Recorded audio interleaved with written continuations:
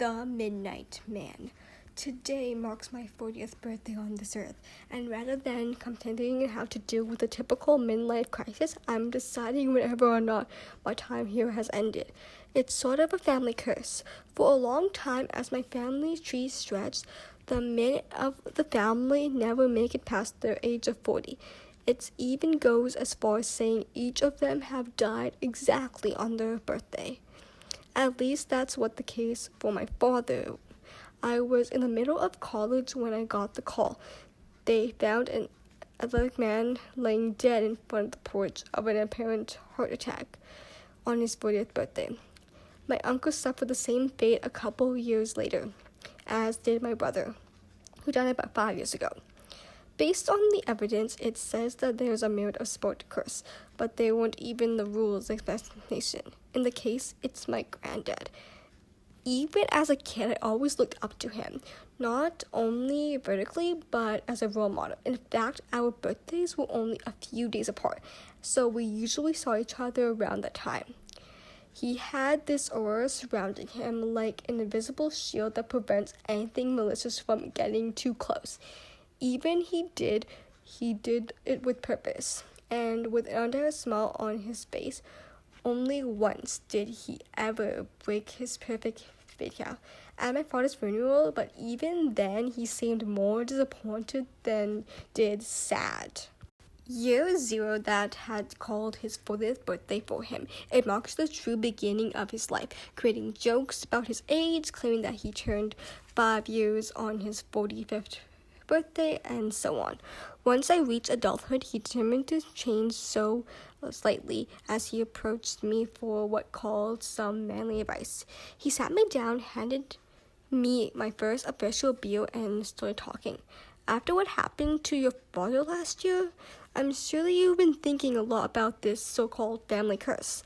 It's not false that all men seem to simply die on the 40th birthday, but it's wrong to call it a curse. In fact, it's more of a blessing in disguise.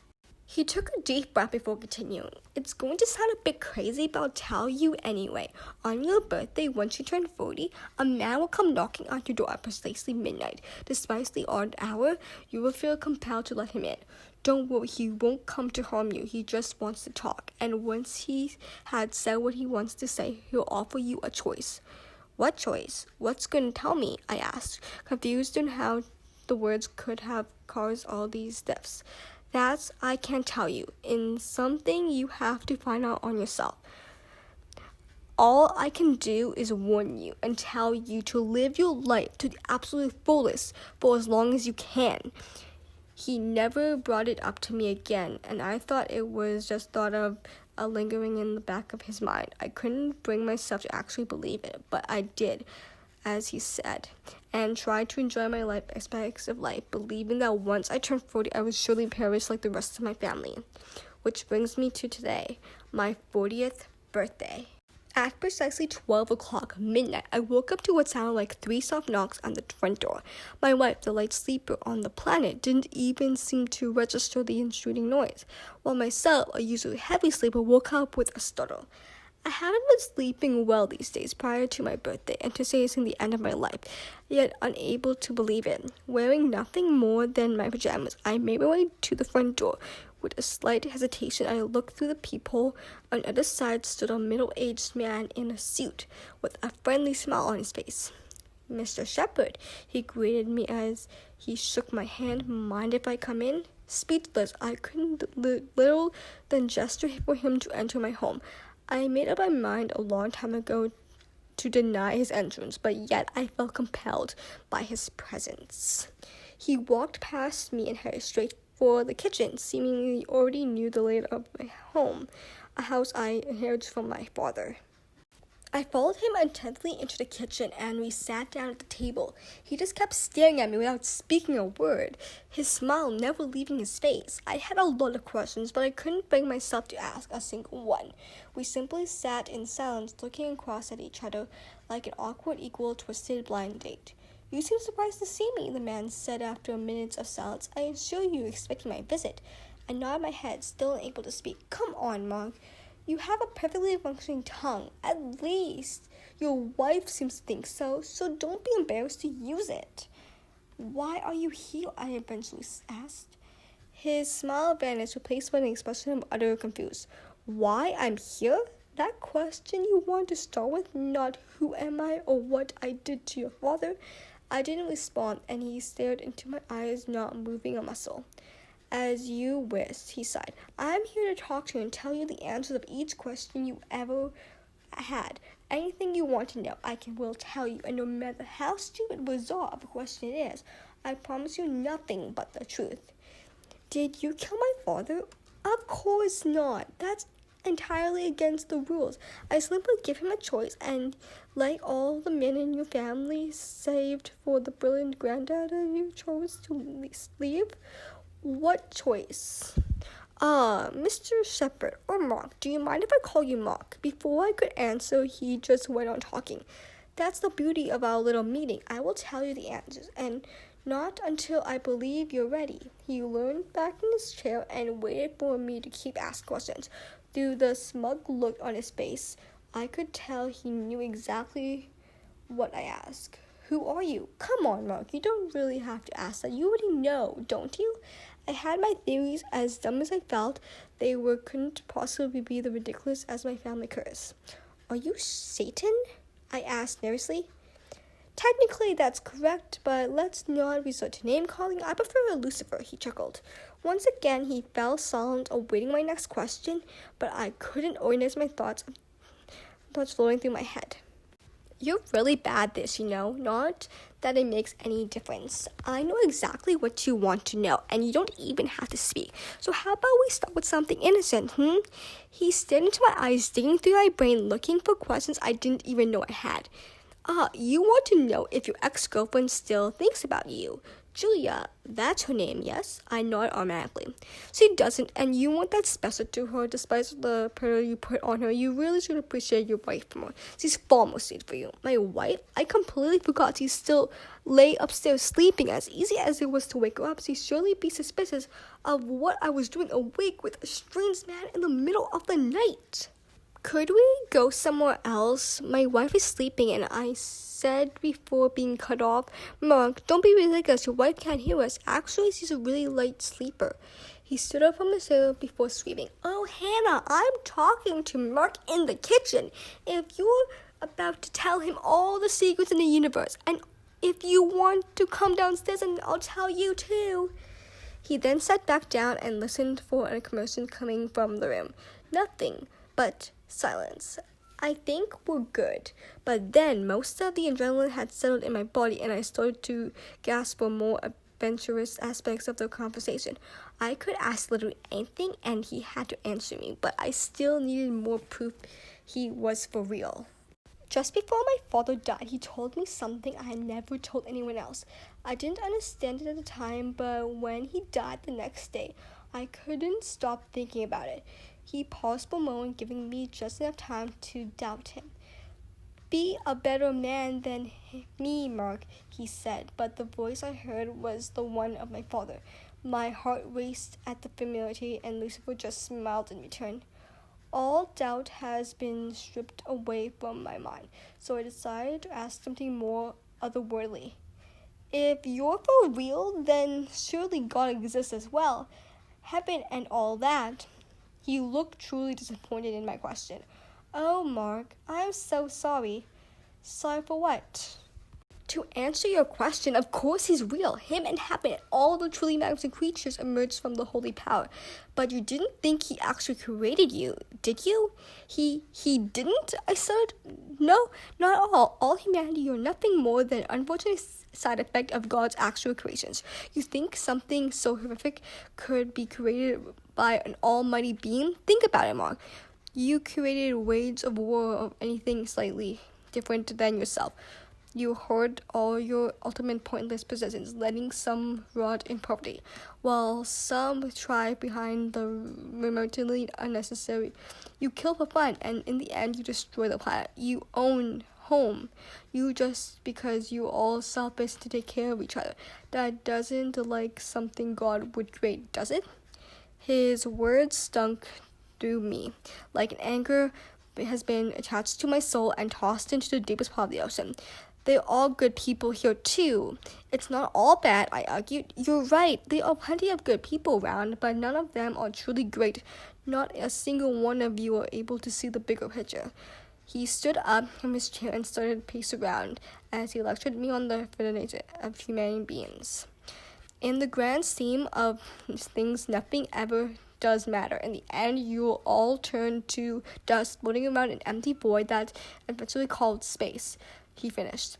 I felt crushed. I thought my wife, the fact that we will both one day die, feeling that we had to erase them to be in bones and rot away in the ground. Our jobs, working, providing, functioning in society, all that's pointless tasks of serving existence in the end of the world. So, what happens when you die? He finished this question for me. Yeah, do we end up in hell? No, you just stop existing.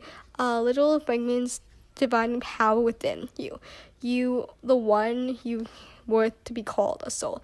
In the heavens of the workers, you need to fragment to make more desirable beings. He paused, reverting his attention towards the fridge. You probably need a few minutes to process. Do you have anything to eat? He helped himself to some cold chicken casserole my wife had cooked as a pre-birthday dinner. So what do you do then, since God has left, apparently leaving you behind with the rest of us? He laughed with a mouthful of chicken, a few pieces of meat flying across the room. I didn't stay behind. I chose to remain here. Someone had to make sure you guys don't revolt. You guys keeping talking that doesn't belong. It's all a matter of time before you figure out how to cross over. It's actually way easier than you might think. And while I love nothing more than revolting, I can't leave just anyone in charge to lead it. He dug through the casserole in a matter of seconds, loudly chewing through the meat, almost moaning as pleasant as he did. Your wife is truly a wonderful cook, Mark. Remember to thank her for me. What do you want from me anyway? I asked. I want to offer you a choice. Before I could clarify, the walls around me started to dissolve. The ground cracked beneath us our feet, and every piece of the furniture did not stick to the walls and fell through the ground. I stood up in panic and looked at Lucifer, who pleading his eyes, but we didn't fall with the rest of it. We simply floated. It wasn't long until the world around us had been erased from existence, and we stood in a great empty void. Where are we? I stuttered. Give it a minute, he said calmly. Buildings appeared all around us, tall modern art pieces colored in bizarre mixtures and silver and blue, and all stretched far up into the sky, so uniform, nothing devastating from its neighboring sun. This is utopia, Yusuf exclaimed. We suddenly found ourselves on top of a building. There were no clouds, no fog, no obstacles to view, meaning I could look far into the horizon, seeing the city truly did stretch on without insight. Utopia, really? Obviously not. This is my city. I made it 100,000 years ago. It's my people called Pergoia. Thought of prefer to just call it the place in between, he said. You made Pergoia? Yep, it's as close as humans will ever be to heaven, and the only place that exists on the same realm, at least. I looked around the streets. Thousands of feet below seemed so empty, devoid of any people. Where is everyone? In different sections. I keep expanding this place as people flow in. You see, Mark, this is what I offer you. Eternal life in the city, or to be erased by time itself in a few decades. Quick, to be forgotten by the world you once lived in. Why? Why do you mean why? God might have given up on humanity before you were even created, but I still see your potential. Unfortunately, your behalves in him still stop for most of you accepting my offer. But you're just in the right state of being religious mind and reasonable. You see, I need you all believing in glorious afterlife described in the religion's book, just not too much. I could sense the militant intentions behind his offer. If he truly offered eternal life, then surely he wanted something in return. What is this potentially you're talking about? You're going to take back what's ours, Mark. God surely as hell isn't going to give it to you. But I will, he smiled.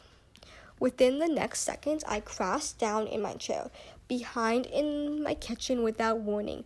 We returned back home. That's the choice I offer you, a chance to live in a silver city, to have a purpose of all eternal trips of your fingers. But that means you have to die today and come with me. What do you about my family? I'm sorry, Mark, but there aren't enough. Most of them have been poisoned by their upbringing of a religious household.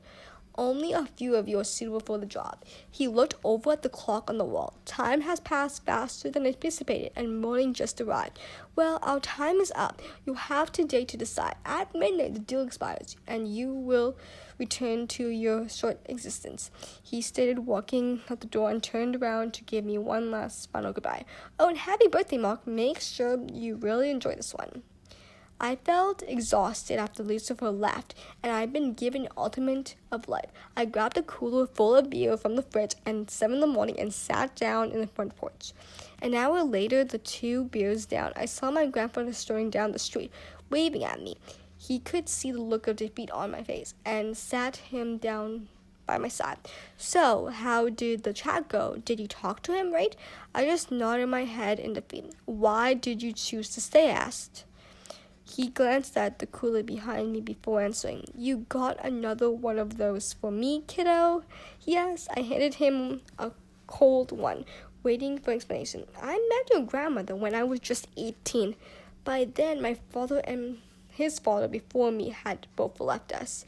So it's safe to say I was aware of the family curse, but I thought I didn't learn exactly what happened until much later.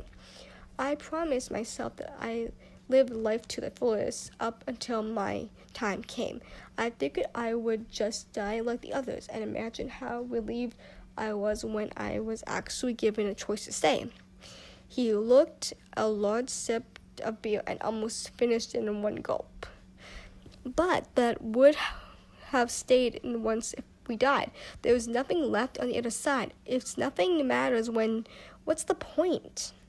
Who's to say it doesn't? Just because time here is so limited, it doesn't really mean it's just important. Besides, if I have to exist in a place without your grandmother, I'd rather just cease to exist.